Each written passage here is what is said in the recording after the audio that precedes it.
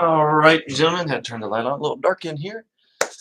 Week 13, we have 2 weeks left of our regular season. I almost had a perfect week last week, but for some reason, I can never predict Barrett's team correctly, ever. Uh, I could get every matchup wrong for these next 2 weeks, and I still would have a overall record better than 500.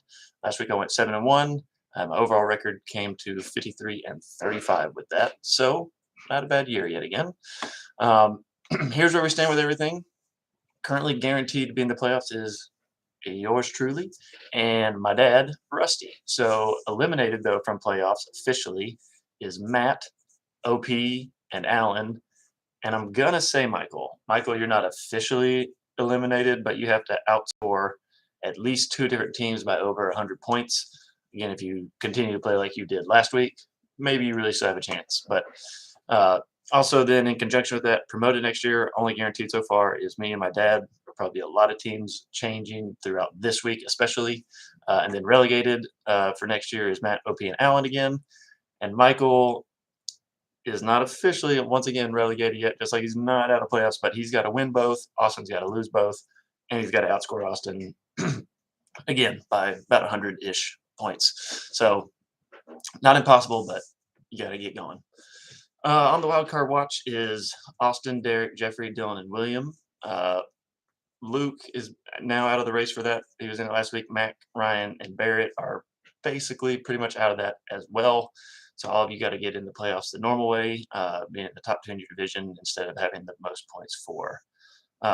Most likely, this wild card will go to that middle high division of Derek, Dylan, or Jeffrey, and whichever one doesn't get promoted. But Austin, however, who is already guaranteed to not make the playoff normally, is right there. If those Cowboys running backs can continue to produce for him, they'll have a chance.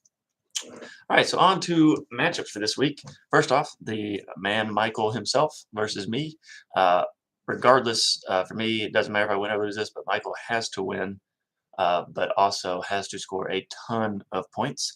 Luckily for him, Jonathan Taylor is looking better, but however plays Dallas. Justin Herbert's maybe figuring it out now that he's got his receivers back, although Mike Williams is probably out again already. Pittman and Lockett, Schultz, Zay Jones. Can Zay Jones do what he did again last week? I wouldn't bank on it. I'm going to say no. Michael will not score all the points he needs this week. And I'm also going to say no, he doesn't even win this week versus me. And so then all of his hopes and dreams come to an end with 1 week to go. Luke versus Ryan. Ryan's projected to win by about 5, 4.5. Luke rolling out Mike White at QB. What a year at QB for Luke it has been.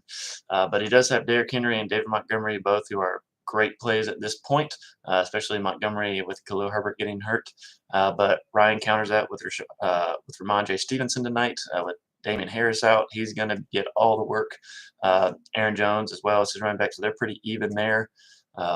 Receiver-wise, though, you got Garrett Wilson and Gabe Davis versus Stephon Diggs. So Stephon Diggs definitely over Gabe Davis, advantage Ryan. But then Brandon Cooks over Garrett Wilson, advantage Luke. So still pretty even there. Foster Moreau versus David Njoku. Tight ends, good luck this year. If they're not named Travis Kelce, they really don't matter. And then Brian Robinson versus Richie James, probably give Luke the advantage there in the flex. It should be a pretty good game. Both have kickers that have the ability to go off. But Ryan with the real wild card with Deshaun Watson in his first game back against his old team, the Texans, that had to be planned. Like, that can't just be accidental. That happens to be the first time he's able to be back is at Houston. So a lot of emotions for him there going into that game. Who knows how he'll be? He looks terrible in preseason and hasn't played a game in something like 700 days for the NFL. So probably going to be some rust. However, Houston defense is awful, but you have to also imagine if there's a game Houston really wanted Watson to not look good, it's going to be this one. I'll take him to have a bad game, and I'll take Luke with the upset, which is also a big matchup with that higher division as they are all right there. The 2 upper divisions are both neck and neck for what is going on, and then that lower division is between William and Mac, which we will talk about here now as Mac has OP as the next matchup. Mac's favored to win by a lot. Uh, Always good to play OP here at the end of the season. He just had a ton of injuries. He's still making moves and has good pieces. And will still have a full lineup, but running back wise, he is hurting as he is starting someone named Darrington Evans, which fantasy tells me plays for Chicago, and I didn't even know that. So yikes. Mac, on the other hand, still has the stud receivers all going on. Where luckily no decision for him this week, but DeAndre Hopkins on bye, he can play the other three and not have to make a decision. Uh, but Najee Harris is questionable this week. If Najee doesn't play, look for this matchup to possibly get interesting, as he only has JaMychal Hasty and Raheem Mostert, both are which very fine plays, especially Hasty for this week if ETN is still hurt. But Jerry Jeudy is still questionable. OP may not even have Jeudy back yet, but he'll be able to replace it. For OP to have a chance here, Waddle and Cook are going to have to absolutely go off and both play very tough defenses. I'll take Mac to win. Delwin versus Barrett, the other highest division matchup here. Barrett is projected to win by 15. Okay, come on, Delwin, I believe in you. Both are 4-8. Man, that highest division this year, those records. Barrett is still living on the hope and prayer that Lamar Jackson will somehow go back to what he was doing in the first 3 games of the season. I don't think he will. One, it's a Denver defense. They're tough as is, and he just doesn't have any receivers. He has a great tight end, but that's about it. Delwin, DeAndre Swift, just great name, great player, but he's getting about 9 touches maybe a game. They just like Jamal Williams. To me. That worked out well. That was pretty lucky. And Pacheco is the new running back, it seems to be, for the Chiefs, but they also just signed Melvin Gordon, so they're obviously not super set on him just playing everything. You already have CEH who will return in a couple weeks, and then also Jerick McKinnon there as well. So, and T. Higgins, Jamar Chase is definitely going to be back this week, so he takes a hit. Alan Lazard, Christian Watson appears to be the real deal. If you saw that in-cut slant that he took to the house last week, he apparently is real. I didn't trust at all him to be a real player until this past week, and he will be it. Although will Rodgers start over Love, that makes a big difference for Lazard as well. If Love starts, he's going to be thrown to Christian Watson. So, sorry, Barrett, we're going to try this again. You get Jamar Chase back, which should be a big boost for you. You might lose Michael Carter, you might not. But you have some replacements for that. I think Barrett wins and should win at least by 10 points. It shouldn't be a stressful finish for that match. William versus Rusty, a need-to-win game for William. Otherwise, Mac likely wins versus OP, and then I believe they'll be tied, and it'll come down to the final week as to who gets playoffs and who gets promoted. It'll be a big week. I hope they play each other next week. I don't know if that's the case, but if so, that will be awesome. I'll look into that in just a second. But William versus versus Rusty. William is projected to win. Like I said, Rusty's team is dependent on his running backs doing a little something. I just looked it up. In fact, Mac and William do play each other next week, so already a matchup for next week to be getting excited about. But Rusty with Dameon Pierce and Isaiah Spiller as his running backs. I mean, tough. Losing Breece Hall killed his team. If he still had Breece Hall, he would be by far the favorite to win everything. Now it's all about, can Dameon Pierce get back on track? He's been awful. I think he's had under 5 points the last 3 weeks. However, for William, I mean, Alvin Kamara has looked awful this season. He had 1 game with 3 touchdowns, and I think that's the only time he's scored this year. Mr. Zonovan, a.k.a. Bam Knight, is a new pickup for this squad, completely dependent on Michael Carter, but then also they still have James Robinson and Ty Montgomery who will actually play. However, Mark Andrews is the other tight end. Oh, they're playing each other. Mark Andrews for William and Travis Kelce for Rusty. So the only tight ends that matter in fantasy at all are facing off. Odds favor Kelce there for sure, but not a bad counter. William also has the aforementioned Christian Watson. This should be a good matchup. Rusty's team always has a chance, as he's proven all season, with only 2 losses. But I will take William to win this one with Kamara on Monday night versus a stout Tampa Bay defense. But he probably won't need many points from Kamara going into that Monday night. I think he'll get the job done Williams wins. Dylan versus Derek. Derek started hot. He's fallen off a little bit here, whereas Dylan's kind of charged back up. Both teams have a 7-5 record, so everything on the line here for these two division opponents.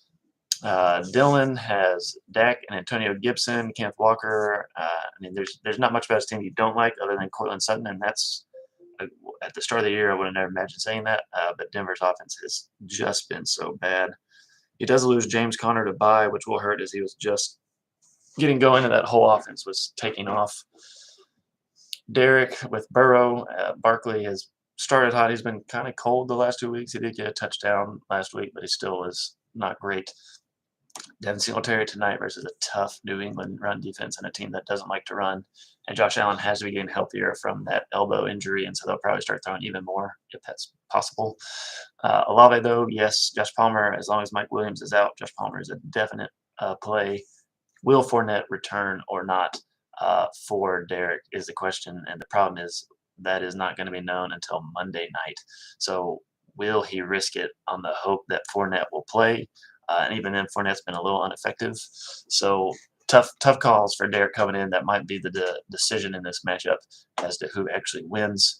I do like Dylan's tight end a lot better than Taysom Hill that Derek has, but Taysom Hill for Derek has the ability to put up QB type numbers, and so is this the week he somehow explodes for 3 touchdowns and a passing touchdown? Maybe, but I'm going to take Dylan to win this one in a tight matchup that comes down to currently Monday night with only Chris Olave, great player. Dylan's going to need to be up by about 10, and even that would be a little scary because he could get a touchdown anytime, but I'll take Dylan to hold on barely. Austin versus Matt. I think Matt's given up on the season. Poor fella. Been rough, and look at his roster, and it's rougher. Injuries everywhere. Does he get Mixon back? Does he get Mike Williams back? If the answer is no to both, he's definitely done for. If it's a no to one of them, he's still done for. Patrick Mahomes for Austin. Claypool is actually probably a good receiver now. He's held on to him through the whole thing. Now that Darnell Mooney is out for the year, Claypool is the only target there, but who's going to be throwing in the ball? It might be Nathan Peterman. We all remember how that went. RIP to William in that first half with Peterman about 2 years ago. How's that guy still got a job in the NFL? Come on. Austin holding on to Cooper Kupp. Good guy. You got to believe he's going to come back, even though their team is trash. But he could return. Hold on to Stafford as well. That connection won Jeffrey to the championship last year. Didn't finish it, but got him to the championship. That has not been the case this year at all. But I will take Austin to win this one, even though Matt is projected to win by 0.4 currently. I think Dallas has figured out their 2 running back situation. Both can and will be productive, even against the Colts. I'll take Austin to win. And the last matchup, Jeffrey versus Allen. Allen with question marks everywhere. Holy smokes. Aaron Rodgers, highly questionable. Christian McCaffrey, something happened with his knee. ETN got hurt last game, but they said he could have returned, and they just chose not to be safe and to protect him. Mike Evans has been bad recently, and if Lattimore plays for the Saints, yikes. He usually gets ejected from games with him. It's happened quite a few times, actually. Look it up. Elijah Mitchell for him is already out. Melvin Gordon probably isn't playing yet for the Chiefs as of this moment. So Allen will fill the lineup. I know he will. He'll figure it out right at the last minute. But Jeffrey's projected to win by 22. His only injury question is Josh Jacobs with his calf thing. He hurt his calf, but he also ended the game with an 86-yard touchdown run in overtime, so can't be that bad. Deebo Samuel's questionable and Logan Thomas, but they're both projected to play. They played last week. Shouldn't be any issues there. Allen has the pieces to win this game if everyone plays. Like if McCaffrey does play, if ETN does play, he'll be in there. If Aaron Rodgers plays, he hates Chicago. He'll probably somehow have his best game of the year. Allen should not be an underdog of the 22 points that he is, but I will take Jeffrey to win this one. Gentlemen, that's it. Have a great week. Hope to see you all soon, somehow, some way. Have a great day. Be safe. Give somebody a high five.